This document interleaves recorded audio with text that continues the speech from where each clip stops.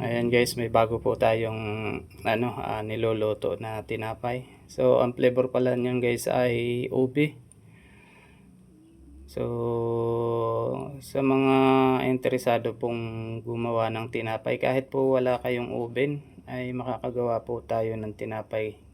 Kahit sa kawali lang po natin lutuin, pwede po yan. Basta po marunong kayo gumawa ng dough, sigurado pong makakagawa kayo ng tinapay. Pang merienda man po o pang negosyo, maaari po kayong gumawa. At yan naman po guys yung luto na. Ayan.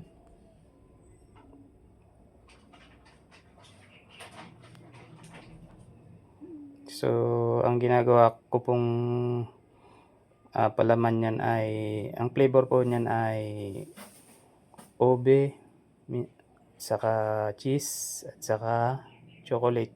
So yan po ang syllable sa mga bata sa school na pinagdadalhan po ng aking anak. Kaya sa mga gusto pong gumawa ng tinapay ngunit walang oven, ngunit nag-aalala kung paano kaya gagawin, sa pamamagitan po ng kawali ay makakagawa po tayo. Yan lang po guys, thank you so much po.